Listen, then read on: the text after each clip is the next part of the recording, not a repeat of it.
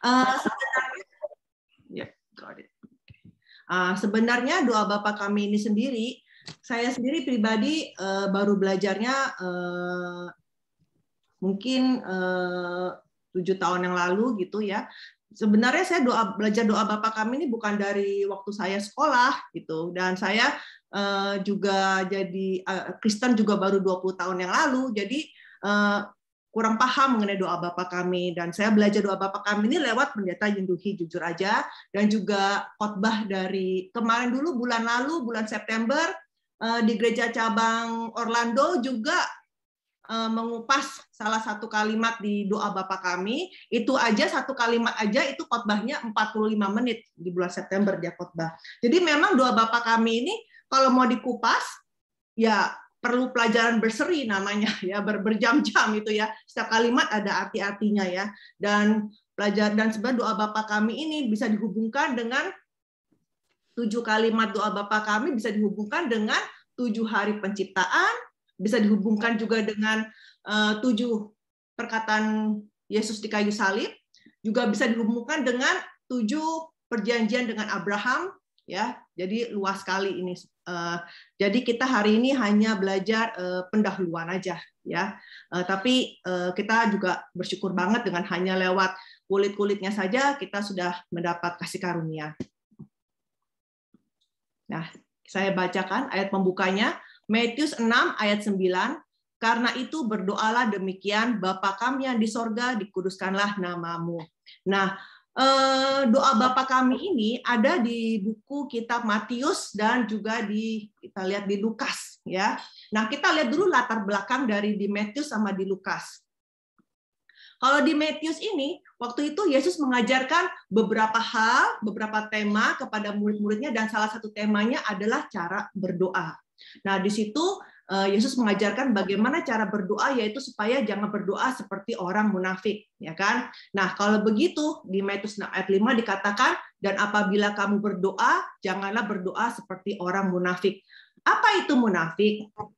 Munafik dalam bahasa aslinya artinya menggema seperti burung beo, meniru orang lain atau menerjemahkan. Jadi misalkan saya menerjemahkan bahasa orang lain, dan karena saya fokus kepada menerjemahkan, sehingga waktu saya menerjemahkan, saya tidak memakai pikiran saya, tidak memakai hati saya, jadi saya menerjemahkan dengan begitu saja. Nah, seperti demikian, jadi kalau doa yang munafik itu adalah doa yang tanpa hati. Tanpa hati. Nah, karena doa yang tanpa hati ini, maka Yesus mengajarkan kepada murid-muridnya bagaimana cara berdoa. Itu di Matius pasal 6. Nah, kemudian kalau di Lukas bagaimana latar belakangnya? Nah, waktu itu Yesus lagi berdoa. Nah, pada waktu lagi berdoa, murid-muridnya menunggu Yesus. Sebagai murid-murid, tentunya dia pasti murid-murid ingin berpartisipasi bersama-sama Yesus. Jadi murid-muridnya juga sudah berdoa, tapi mungkin murid-muridnya berdoanya pendek dan mereka melihat Yesus doanya cukup lama sehingga mereka menunggu. Nah, setelah Yesus selesai, kemudian murid-muridnya bertanya, minta diajarkan doa Bapa Kami. Bukan doa Bapa Kami, minta diajarkan doa seperti itu. Tapi waktu itu maksudnya murid-muridnya itu mau doa yang lebih panjang gitu maksudnya. Nah, tapi kemudian Yesus kasih doa Bapa Kami sebagai jawaban. Nah, dari sini lewat dari 2 peristiwa di Matius sama di Lukas ini, doa Bapa Kami ini sebenarnya doa bukan untuk level beginner. Jadi doa Bapa Kami sebenarnya level advance yang mana diberikan kepada orang yang sudah biasa berdoa.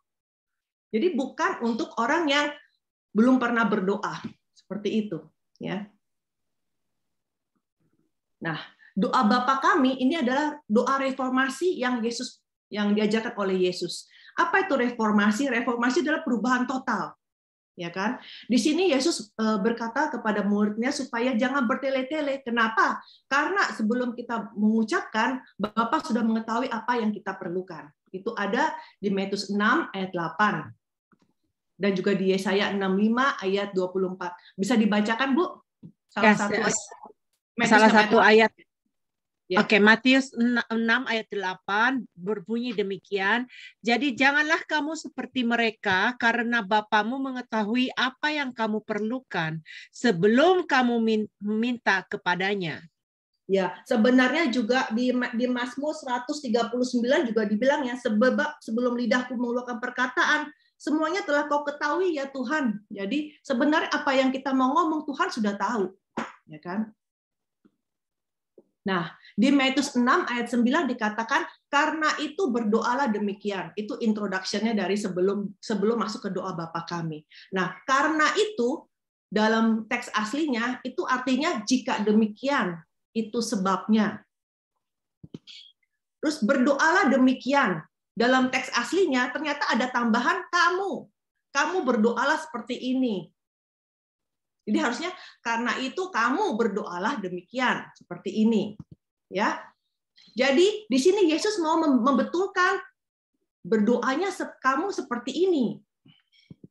Ya, jadi mau memberitahu gagasan yang benar tentang doa, yaitu intinya apa, kepada siapa, dan akhir dari doanya apa. Ya, seperti kita bikin surat pasti alamatnya mesti jelas ya, kepada siapa, sehingga surat itu akan sampai kan. Nah, seperti itu doanya juga harus jelas supaya sampai. Nah, kita sebagai umat Kristiani, kita ada 2 panduan dasar, yaitu 10 perintah dan juga doa Bapa kami. Nah, 10 perintah sendiri itu ada 2 tema. Kita lihat di sini, ya, yaitu kepada Allah, perintah yang kepada Allah, yaitu perintah pertama sama perintah keempat, sampai dengan 4, dan juga perintah kepada sesama, 5 sampai 10. Nah, pada doa Bapa kami pun juga ada 2 tema besar, yaitu antara Allah dengan manusia dan juga dengan sesama. Itu di ayat 11 sampai 13. Nanti kita akan bahas satu-satu. Nah, seperti ini. Jika 10 perintah itu merupakan pemadatan dari firman, maka doa Bapa kami merupakan pemadatan dari doa. Nah, hari ini kita mau bahas pertama-tama doa yang antara manusia dengan Allah. Doa Bapa kami yang di sorga, dikuduskanlah namamu, datanglah kerajaanmu, jadilah kehendakmu di bumi seperti di sorga. 2 ayat ini adalah doa yang berhubungan manusia dengan Allah. Ini doa yang memohon agar nama, kerajaan, dan kehendak Bapa digenapi. Sekarang poin satu kecil adalah Bapa. Kenapa Yesus doanya dengan memanggil Bapa? Kita lihat di sini, dalam doa Bapa kami tidak disebutkan panggilan Allah, ya, tapi dikasih taunya panggilnya Bapa. Jadi kita lihat di sini, dimulai dari Bapa kami yang di sorga, dan diakhiri dengan Engkaulah yang mempunyai kerajaan dan kuasa dan kemuliaan sampai selama-lamanya. Kenapa Yesus suruh kita panggil Bapa? Itu di Roma 8 ayat 15 dikatakan, oleh roh itu kita berseru, ya Aba, ya Bapa. Aba ini kalau dalam bahasa Ibrani artinya papa, papi. Ya, coba kalau kita berseru panggil Bapak, pasti Bapak akan menoleh. Dan juga sebagai Bapak, maka dia akan peduli dengan anaknya. Apa yang kita mohon, pasti Bapak dengar. Ya, karena di mana ada orang tua yang tidak mau mendengarkan anaknya yang memohon seperti itu. Jadi ini mau memberitahukan kita betapa kita sangat bersyukurnya Tuhan yang begitu luar biasa ini, kita sampai dikasih privilege untuk bisa memanggil Allah yang begitu besar adalah sebagai Bapa kita. Nah, bukan hanya tadi yang di Roma, tapi ternyata di Perjanjian Lama pun juga sudah ada kata Bapa.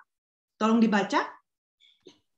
Oke, Yesaya 63 ayat 16 berbunyi demikian. Bukankah engkau Bapa kami? Sungguh Abraham tidak tahu apa-apa tentang kami, dan Israel tidak mengenal kami, ya Tuhan. Engkau sendiri Bapa kami, namamu ialah penebus kami sejak dahulu kala. Ya, jadi kata sebutan Bapa ini bukan hanya ada di Perjanjian Baru, tapi sebenarnya di Perjanjian Lama pun sudah disebut Engkaulah Bapa kami. Ya. Nah, jadi kita jangan menyebut Allah yang seakan jauh sekali dari kita, ya. Ini kita lagi memanggil Bapa yang mana kalau kita panggil, dia mendekat kepada kita. Kalau kita panggil kepada orang tua kita, papa mama kita, pasti kan, Ma, pasti dia menengok kan, dia mendekat kepada kita. Seperti itu keakrabannya. Ya. Ulangan 4 ayat 7 dikatakan, sebab bangsa besar manakah yang mempunyai Allah yang demikian dekat kepadanya seperti Tuhan Allah kita setiap kali kita memanggil kepadanya. Jadi pada waktu tiap kali kita berdoa, Tuhan mendekat kepada kita. Ya, mendekatlah kepada Allah dan Ia akan mendekat kepadamu. Itu juga di Perjanjian Baru di Yakobus pun dikatakan demikian. Nah, kemudian tadi Bapa, terus disebut lagi Bapa yang di sorga. Nah, yang di sorga ini menunjukkan apa? Menunjukkan dari keilahian Allah, kekudusan. Ya, jadi maka itu kita harus bertemu dengan Bapa yang ilahi ini, ya, lewat doa. Ya, kenapa? Karena di 1 Petrus 1 ayat 16 dikatakan, sebab ada tertulis, kuduslah kamu sebab aku kudus. Nah, saya buka aja sekalian, ya. Di sini adalah Bapa kita yang di sorga itu adalah sosok yang sangat berkuasa, yang melakukan apa yang dikehendakinya. Kita baca itu Mazmur 115, Bu. Mazmur 115 ayat 3, Allah kita di sorga, Ia melakukan apa yang dikehendakinya. Ya, amin. Nah, sebenarnya di Perjanjian Lama yang namanya sorga kan selalu simbolnya warna langit ya biru. Itu juga menunjukkan keilahian Allah. Ini nggak usah dibaca ininya bilangan 4 ayat 5-6. Jadi saya ceritakan di padang gurun setiap kali mereka bongkar pasang kemah, ya, mereka berpindah-pindah, itu Tuhan memerintahkan bahwa semua barang-barang kudus Tuhan itu ditutup dengan kulit lumba-lumba. Kenapa? Karena kulit lumba-lumba yang warna coklat itu keras, ya. Jadi bisa tahan dengan cuaca yang ekstrim, yang kalau malam dingin, siang panas. Tetapi uniknya untuk tabut, ya, tabut Allah itu dibedakan dari semua barang-barang kudus Tuhan. Untuk tabut, ya, dia ada berlapis-lapis. Pertama-tama ditutup dengan tirai, baru kemudian kulit lumba-lumba, baru kemudian dikasih kain warna biru. Nah, kalau di dalam Alkitab Indonesia memang diterjemahkannya ungu tua, ya kan? Tetapi sebenarnya bahasa Inggrisnya blue, ya. Jadi memang jangan bingung ya, di imamat itu ya sering sekali dibilang warnanya ungu tua, ungu muda. Nah, sebenarnya kalau ungu tua itu blue, kalau ungu muda itu purple, ya kan? Makanya kalau baca pakai dengan bahasa Inggrisnya memang lebih tepat ya, lebih bagus, tidak membingungkan ya. Nah, seperti itu. Kenapa? Karena tabutnya itu berjalan di depan untuk umat Israel itu pindah dari satu tempat ke tempat lain, itu bukan semau-maunya Musa, tapi tergantung dengan tabutnya. Jadi mereka mengikuti tabut. Jadi dari jauh mereka melihat tabutnya warna biru-biru itu, yaitu. Jadi warna biru itu menunjukkan keilahian dari Allah. Nanti kita belajar bahwa tabut itu juga menunjukkan Yesus kan. Jadi ini keilahian dari Yesus. Nah, seperti umat Israel yang mengikuti tabut yang berwarna biru itu, seperti itu kita pun hari ini jika kita mengikuti firman, maka Bapa juga akan menuntun jalan kita. Nah, jadi jika kita berdoa dengan sungguh-sungguh percaya 100% bahwa Allah Bapa yang tahu segala hal ini, yang punya kuasa untuk menggenapi segala permintaan yang tadi di Mazmur dibaca, maka pasti Allah Bapa yang ilahi ini akan hadir dengan penuh di dalam hati kita. Nah, kita baca itu 1 Yohanes 5 ayat 15 berbunyi demikian, dan jikalau kita tahu bahwa Ia mengabulkan apa saja yang kita minta, maka kita juga tahu bahwa kita telah memperoleh segala sesuatu yang telah kita minta kepadanya. Amin. Amin. Nah, tadi kan Bapa kami yang di sorga, tapi kaminya ini apa? Nah, kami di sini menunjukkan pada semua orang. Ini bukan menunjukkan kepada walaupun kita semua masing-masing panggil Bapak gitu. Tapi itu bukannya berarti itu Bapakku, ya, atau Bapak orang Yahudi gitu. Bukan. Kenapa? Kalau kita hanya menganggap itu Bapakku, maka kita akan kehilangan Bapak itu, sama seperti orang bangsa Yahudi. Bangsa Yahudi merasa bahwa Tuhannya mereka itu Tuhannya mereka, bukan Tuhannya bangsa kafir. Ya kan? Sehingga mereka tidak mau sharing gitu. Tuhan ini Tuhanku saja gitu, bukan Tuhannya bangsa lain itu. Mereka seperti itu. Dan pada akhirnya mereka kehilangan Bapa itu. Ya. Jadi Bapa kami ini bukan hanya milik orang Yahudi, tapi melainkan Bapa dari semua orang. Kita baca ayatnya, Efesus 4 ayat 6. Efesus 4 ayat 6 berbunyi demikian, satu Allah dan Bapa dari semua, Allah yang di atas semua dan oleh semua dan di dalam semua. Iya. Ini kita baca aja yang Roma 10 ayat 12.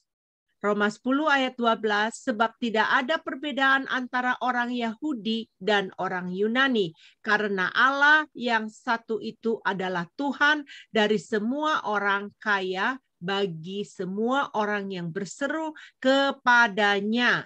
Iya, jadi itu adalah Bapa kita semua. Jadi bukan Bapakku saja, seperti itu. Ya, dan kami di sini adalah komunitas perjanjian. Jadi kita ini sekarang ini yang ada di sini, ini kita adalah komunitas perjanjian. Kenapa? Kita semua ini percaya sama Yesus, kita ditebus dengan darah Yesus, dan kita menjadi anak-anak janji. Jadi kita ini semua adalah komunitas perjanjian. Maka di dalam doa Bapa kami itu tidak sekalipun Yesus mengajarkan mengenai masalah pribadi, masalah pernikahan, masalah keluarga sendiri, tidak. Ya. Nah, kalau begitu apa tema dari doa komunitas ini? Pertama, itu doa bagi pemimpin yang diangkat Allah. Pada waktu itu di Kisah Para Rasul itu mulai ada penganiayaan ya kepada pengikut Kristus ya. Jadi Yakobus sudah mati menjadi martir dan kemudian Petrus juga dipenjarakan ya. Di sini di Kisah 12 ayat 5, demikianlah Petrus ditahan di dalam penjara, tetapi jemaat dengan tekun mendoakannya kepada Allah. Nah, di sini kita lihat waktu itu Petrus sebelumnya bisa berkhotbah, sekali berkhotbah 3.000 orang bertobat. Ya, berarti Petrus ini adalah orang penting kan untuk supaya sejarah penebusan bisa terus berjalan. Jadi jemaat sudah memikirkan ini walaupun mungkin Petrus ada kelemahannya, tetapi dengan lewat Petrus ini Petrus harus diselamatkan. Karena kenapa? Untuk supaya pekerjaan Tuhan, supaya firman cerita penebusan dapat terus berjalan. Mereka berdoa seperti itu, dan pada akhirnya Petrus karena doa jemaat itulah maka pintu penjara terbuka, dan bukan hanya Petrus saja yang keluar. Orang-orang yang dipenjarakan yang lain juga pintunya kebuka, ya. Nah, kemudian juga selain itu memohon agar pintu penginjilan dibuka. Waktu itu Rasul Paulus dipenjara. Nah, waktu Rasul Paulus dipenjara, Paulus bilang apa kepada orang-orang? Apakah dia minta supaya aku bebas dari penjara? Coba dibaca. Oke, Kolose 4 ayat 3 berkata demikian, berdoa jugalah untuk kami supaya Allah membuka pintu untuk pemberitaan kami, sehingga kami dapat berbicara tentang rahasia Kristus yang karenanya aku dipenjarakan. Ya, jadi di sini jelas-jelas Rasul Paulus nggak bilang, tolong doakan supaya aku keluar dari penjara. Tidak, dia itu berdoa supaya pintu penginjilan dibuka. Nah, hari ini kita semua yang sudah menjadi komunitas perjanjian, kita juga harus berdoa untuk pemimpin-pemimpin rohani kita. Kan Bapak-bapak Ibu di sini semuanya pada bergereja, pasti pada punya pendeta masing-masing kan? Doakan untuk pendeta itu, karena lewat pendeta itu maka bapak-bapak, ibu-ibu bisa mendengarkan firman Tuhan kan? Jadi kita bukan hanya sekedar minta pendeta, Pak Pendeta doain buat saya ya, buat ini. Loh, tapi kita sendiri nggak pernah doain untuk kesehatannya pendeta itu, misalkan seperti itu ya kan? Doakan juga untuk pekerja-pekerja di dalam gereja ya kan? Kita datang enak-enak, tinggal duduk sudah rapi. Habis selesai khotbah kebaktian kita pulang begitu saja. Siapa yang membereskan ini semua, ya kan? Jadi kita juga harus berdoa untuk para pekerja-pekerja itu, ya kan? Kita juga berdoa untuk semua para evangelis. Kita juga berdoa supaya orang-orang bisa menerima firman secara penebusan, sama seperti itu. Jadi kita bukan doa yang untuk sendiri, tapi doa sebagai komunitas perjanjian seperti itu. Ya, dan juga doa untuk sesama. Ya, contohnya seperti Nabi Daniel, ya. Pada waktu di Babel, Daniel ini dia berdoa tobat seakan-akan dia yang berdosa gitu. Dia berdoa untuk bangsanya, ya.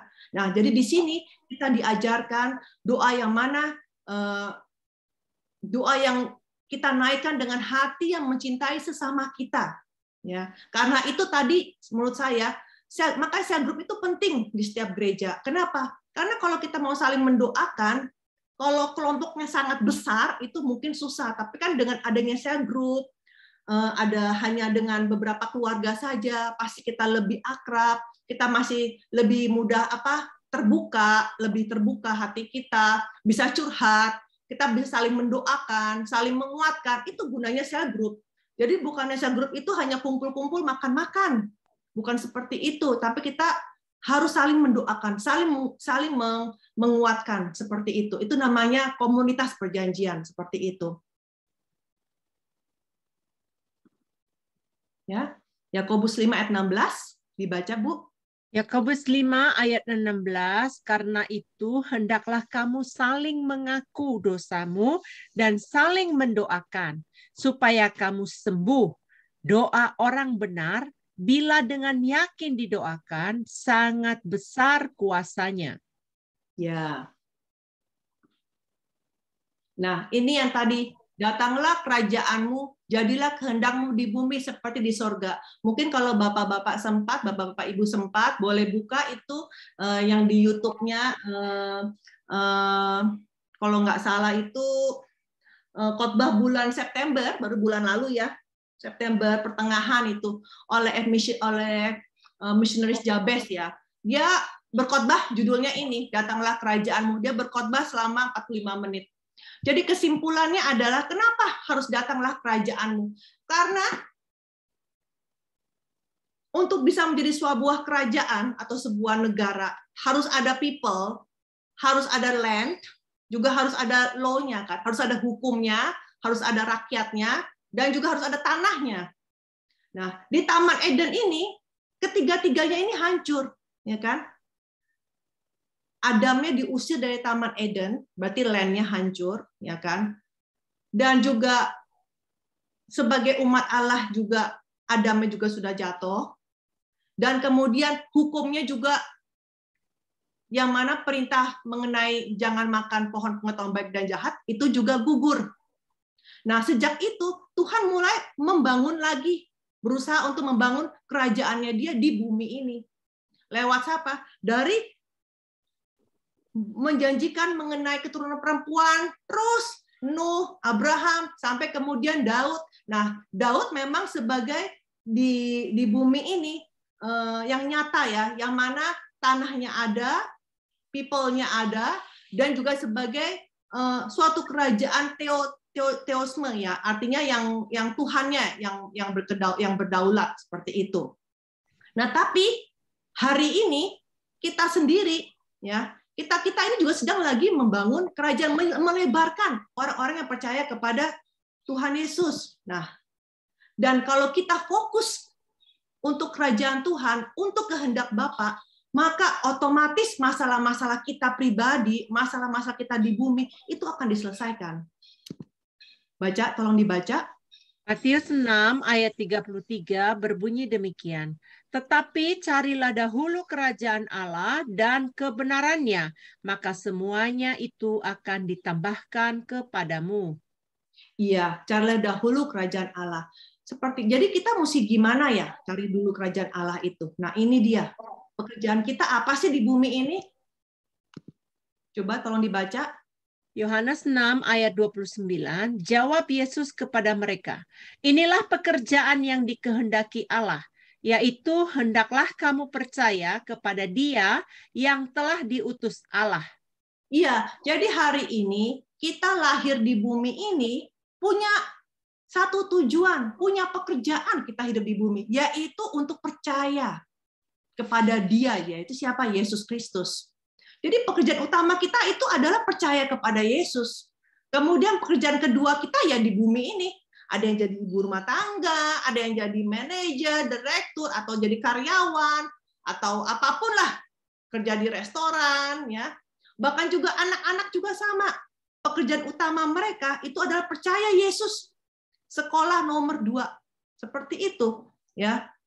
Jadi kita nih semua lagi part-time. Yang kalau kerja di bumi itu part-time. Ya, pekerjaan yang percaya itu adalah yang full time-nya. Ya, jadi jangan terbalik. Jangan terbalik. Ya, tolong dibaca, Bu. Yohanes 6 ayat 40 berbunyi demikian, sebab inilah kehendak Bapa-Ku, yaitu supaya setiap orang yang melihat anak dan percaya kepadanya beroleh hidup yang kekal, dan supaya Aku membangkitkannya pada akhir zaman. Ya, jadi kalau kerajaan itu supaya mau makin lebar wilayahnya, yaitu semakin banyak orang yang percaya, yaitu otomatis wilayah kerajaan Bapa itu semakin melebar, ya kan? Kalau kita lihat petanya coronavirus itu, oh kita lihat satu peta, wah ini yang mana yang belum terkena dampak coronanya, itu kan ada peta-petanya, titik-titik-titiknya seperti itu. Nah, seperti itu, ya. Kita lihat, oh ini di daerah ini, oh di sini, ya. Jadi semakin kita percaya, kita menyampaikan orang yang belum percaya menjadi percaya, itu berarti artinya ini lagi dikembangkan kerajaan sorga itu seperti itu. Nah, sekarang kita mau lihat doa yang hubungannya dengan manusia, dengan sesama. Di sini ada dibilang doa untuk makanan kami secukupnya. Berikanlah kami pada hari ini makanan kami yang secukupnya. Jujur aja ya, tadinya kan kalau kita doa tadi sebelumnya kayaknya wow besar sekali gitu ya misinya, kayaknya untuk penginjilan, untuk komunitas gitu. Tapi kok tiba-tiba di ayat ini dibilanginnya masalahnya sangat-sangat sepele gitu loh, cuma makanan kami secukupnya. Nah, saya nggak tahu, kalau saya kan tadi kan saya bilang saya punya background kan itu Katolik ya kan. Jadi saya sampai SMA juga di sekolah Katolik, yang mana sekolah saya juga ada gereja Katoliknya. Itu kalimat yang ini itu bukan kalimat ini. Gereja kami itu tulisnya berikanlah kami rezeki pada hari ini. Itu kalau di gereja saya nggak tahu kalau Katolik yang lain ya kan. Nah, berikanlah kami rezeki pada hari ini. Sampai hari ini saya juga tidak mengerti kenapa bisa diganti dari berikan rezeki pada hari ini. Secukupnya dibuang, terus makanannya diganti rezeki, kan kelihatannya lebih gimana ya, lebih dalam kan kata rezeki itu daripada hanya sekedar makanan gitu kan. Dan juga namanya minta rezeki, ya masa minta secukupnya kan gitu, ya kan. Jadi itu dihapuskan gitu di Katolik gitu. Ya kan? Tapi kemudian waktu saya masuk menjadi Kristen, lain ya doa Bapa kaminya. Saya baru sadar, selama ini saya pikir sama-sama saja gitu. Nah, jadi buat saya itu sesuatu yang pelajaran berharga buat saya. Ya mungkin kalau Bapak Ibu yang memang dari awal Kristen mungkin nggak merasa ini ya, tapi saya sangat merasa itu gitu. Jadi berikanlah kami pada hari ini makanan kami yang secukupnya. Kenapa Yesus suruh kita berkata seperti itu? Artinya kita disuruh untuk bersandar sepenuhnya pada Bapa. Bahkan hal-hal yang sangat kecil pun kita harus bersandar kepada Bapa. Kenapa? Kalau Bapa sampai lepas aja, masalah hal-hal kecil aja nggak diurus, apalagi masalah yang besar. Seperti itu, ya kan? Bukan, jadi kita mintanya hal-hal yang kecil itu pun kita harusnya bersandar kepada Bapa. Ya, di sini di Matius 6 ayat 25 dikatakan kita janganlah khawatir makan makanan dan minum pada hari ini. Apa yang mau kita pakai? Ya, dan juga kita disuruh mempunyai hati yang pengemis. Kalau hati pengemis itu kan kalau kita lagi mengemis, nggak mungkin dong kita minta makanan untuk besok gitu, untuk lusa gitu. Pasti kita minta makan untuk yang sekarang ini kita makan, untuk hari ini, seperti itu. Dan juga kita harus mengakui dengan rendah hati bahwa semua makananku tuh datangnya dari Bapa. Ya, Matius 5 ayat 3. Tolong dibaca, Bu. Matius 5 ayat 3 berbunyi demikian, berbahagialah orang yang miskin di hadapan Allah, karena mereka yang empunya kerajaan sorga. Ya, ayat yang ini, Bu. Ya, 2 Korintus 9 ayat 10 berkata demikian, ia yang menyediakan benih bagi penabur dan roti untuk dimakan. Ia juga yang akan menyediakan benih bagi kamu dan melipat gandakannya dan menumbuhkan buah-buah kebenaranmu. Ya, ya. Jadi kita harus mengakui bahwa semua makanan datang dari Bapa dan yang kita terima pun berdasarkan dari kedaulatan Bapa. Dapat banyak, dapat sedikit itu kedaulatan Bapa.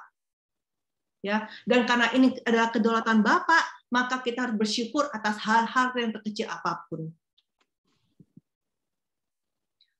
Hosea 2 dibaca, Bu.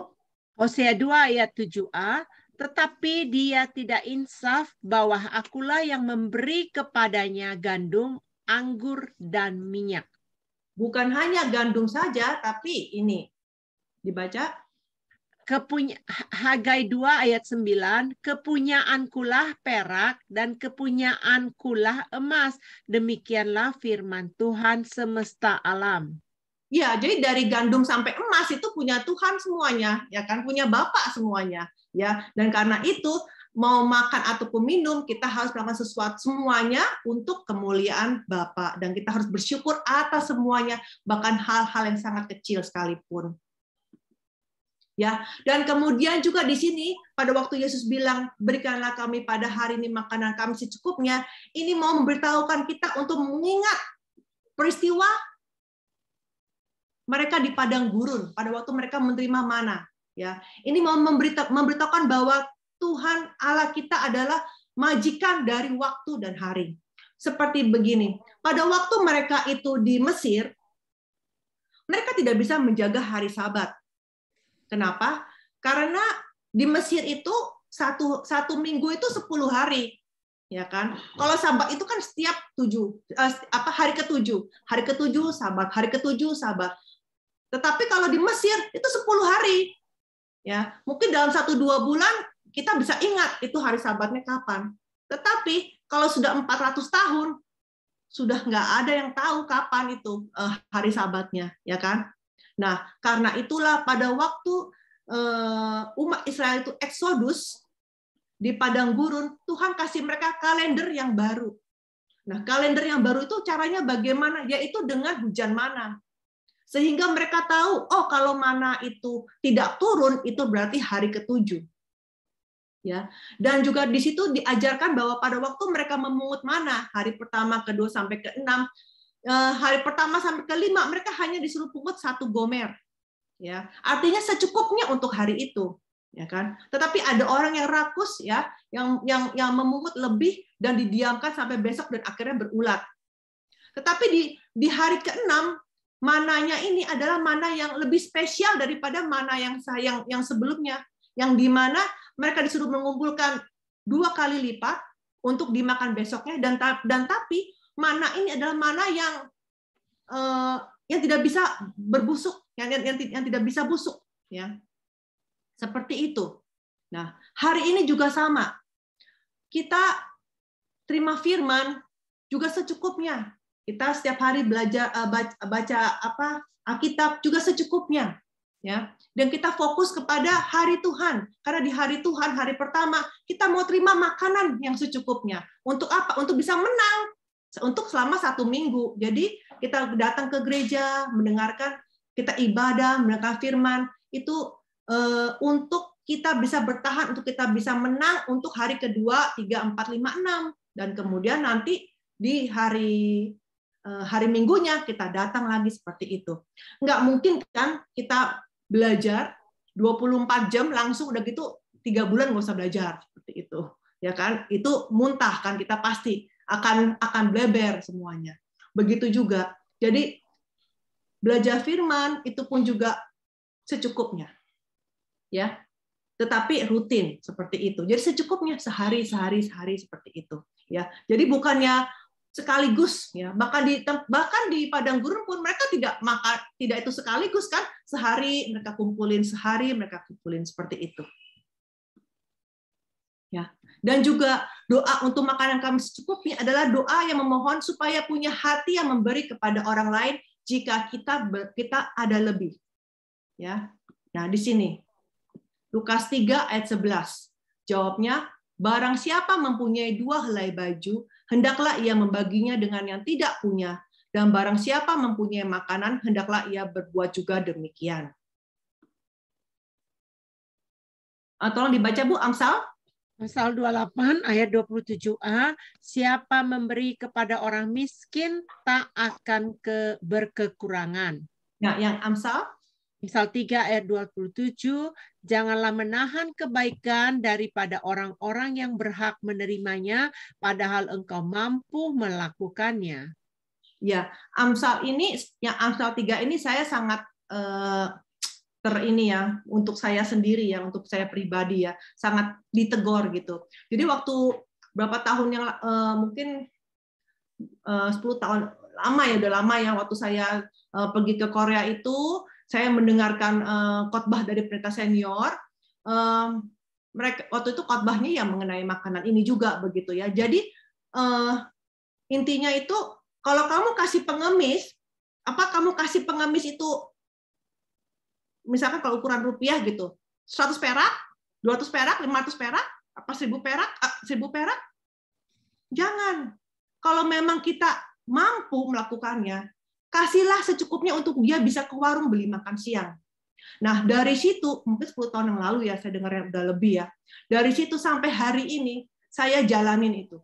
Jadi saya dan juga suami saya dan juga anak-anak di mobil, kita pasti ada aqua, ya, ada aqua, dan juga kalau kita kasih itu nggak mungkin deh cuma kasih 1000 perak begitu, nggak mungkin. Kita pasti kasih untuk dia bisa makan siang seperti itu. Saya ingat sekali pelajaran seperti itu, firman itu sampai hari ini saya ingat, dan saya juga ajarkan kepada anak-anak, nggak boleh kalau mau kasih buat orang yang kekurangan, yang mau untuk nggak udah lapar, pengemis, kita jangan kasih yang kita kasih tidak dengan cukup untuk dia makan seperti itu. Ya. Nah, kemudian poin 2 adalah di sini di Matius 6 ayat 12, dan ampunilah kami akan kesalahan kami seperti kami juga mengampuni orang yang bersalah kepada kami. Nah, ini saya rasa cukup jelas ya. Jadi ini adalah jaminan bahwa jika mau diampuni, kita juga harus berdamai dengan orang lain dahulu. Ya. Tolong dibaca, Bu. Matius 6 ayat 14-15. Karena jikalau kamu mengampuni kesalahan orang, Bapamu yang di sorga akan mengampuni kamu juga. Tetapi jikalau kamu tidak mengampuni orang, Bapamu juga tidak akan mengampuni kesalahanmu. Ya, ini berat sebenarnya kalimat ini ya. Kalau kita mungkin doa ya biasa-biasa saja ya, tapi kalau direnungkan dengan baik-baik ini berat. Ya. Dan kemudian Petrus juga bertanya kepada Yesus kan, Tuhan, sampai berapa kali aku harus mengampuni saudaraku? Sampai 7 kali? Yesus bilang apa? Bukan sampai 7 kali, melainkan sampai 77 kali. Jadi ini adalah pengampunan yang sempurna. Kenapa? Ini juga mau kasih tahu kita bahwa kita sendiri juga adalah orang yang terikat dengan dosa. Ya kan? Sampai-sampai pada misalkan kita benci sama orang itu, kita sampai-sampai kita rasa benci itu hilang. Malah kita bisa berdoa untuk dia. Seperti itu, ya. Dan juga ada firman yang mengatakan apa? Pada waktu kita datang ke gereja, kita mau kasih persembahan juga masih benci, kita harus apa? Harus berdamai dahulu, baru persembahan kita bisa diterima oleh Bapa. Ya, Ibrani 12 ayat 14 dibaca, Bu. Ibrani 12 ayat 14, berusahalah hidup damai dengan semua orang dan kejarlah kekudusan, sebab tanpa kekudusan tidak seorang pun akan melihat Tuhan. Ya, melihat Tuhan tuh di mana? Di sorga kan? Jadi kalau kita nggak hidup damai, ya kita nggak bisa ke sorga. Jadi kita rugi sendiri ya kalau kita benci sama orang gitu loh. Kalau kita tidak bisa mengampunin orang, ya kan? Kita benci sama orang itu, kita rugi sendiri. Kita nggak bisa ke sorga, ya kan? Jadi kita harus berdoa minta, Bapak tolong cabut akar segala kebencian di dalam hati saya supaya saya malah bisa berdoa untuk dia. Jadi kita harus berdoa seperti itu. Kalau kita masih ada rasa benci, tapi dengan kekuatan sendiri tidak bisa, kita harus berdoa kepada Bapak, mohon supaya rasa kebencian itu dicabut. Seperti itu. Ya. Terus poin yang ketiga, di Matius ayat 13, dan janganlah membawa kami ke dalam pencobaan, tetapi lepaskanlah kami daripada yang jahat. Nah, kenapa? Karena dunia ini dikuasai oleh kegelapan.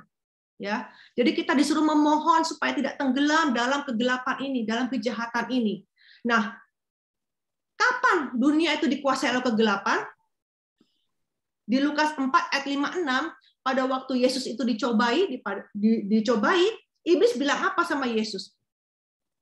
Kata iblis kepadanya, segala kuasa itu serta kemuliaannya akan kuberikan kepadamu, sebab semuanya itu telah diserahkan kepadaku, dan aku memberikannya kepada siapa saja yang ku kehendaki. Jadi jelas-jelas di sini iblis bilang dunia ini punya saya. Jadi dunia ini benar-benar dikuasai oleh iblis. Ya. Apa waktu itu Yesus protes? Kata siapa? Dunia punya saya. Yesus tidak protes. Ya. Jadi di sini iblis bisa bicara dengan confident kepada Yesus karena memang dunia ini sudah punyanya iblis. Kalau gitu kapan dunia ini punya milik iblis? Itu ketika Adam jatuh dalam dosa dan menghilangkan gambar Allah. Ya. Jadi Adam diciptakan menurut gambar dan rupa Allah. Gambar itu kalau dalam bahasa aslinya itu adalah representasi Allah, wakil Allah, duta besar Allah. Misalkan di Amerika ada duta besar Indonesia seperti itu. Nah, pada waktu menjadi terima Roh Kudus, Adam udah menjadi warga negara sorga, dan dia itu di bumi, dia sampai menjadi wakil Allah untuk menguasai ciptaan yang lain, ya kan? Tetapi kemudian Adam kalah, Adam jatuh dalam dosa. Nah, kalau kita lihat dalam perang, yang di mana-mana kalau namanya kalah perang, maka kerajaan itu jadi milik si pemenang, kan? Nah, seperti itu. Jadi yang tadinya dipegang oleh Adam, kemudian di tangan, jadi pindah tangan. Jadi saat ini dunia ini punya iblis. Ya, jadi jangan heran kalau orang yang tidak percaya sama Tuhan, tapi hidupnya sangat enak, sangat nyaman. Ya, tidak usah iris dengan itu. Memang kenyataannya dunia ini milik iblis.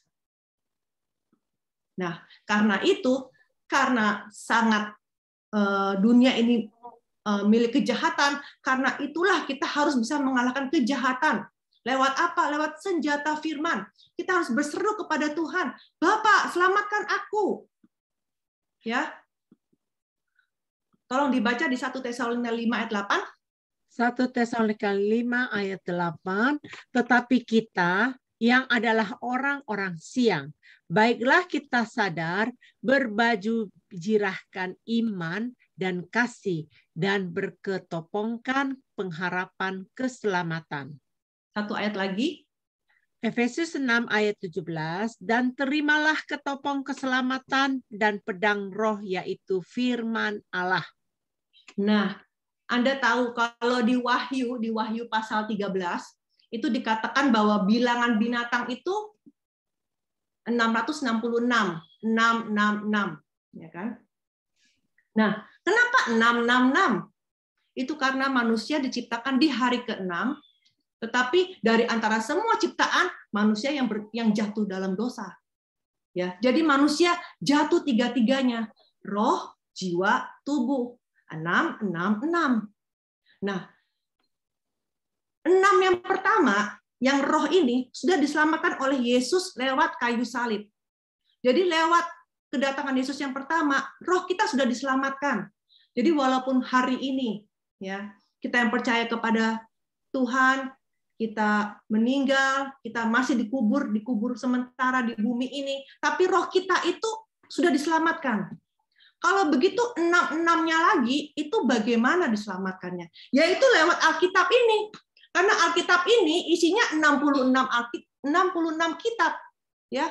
Jadi untuk bisa sempurna, keselamatan yang sempurna lewat firman Allah, hanya lewat Alkitab 66 kitab. Itu seperti itu. Ya. Nah, sekarang kesimpulannya kita baca Matius 6 ayat 33, tetapi carilah dahulu kerajaan Allah dan kebenarannya, maka semuanya itu akan ditambahkan kepadamu.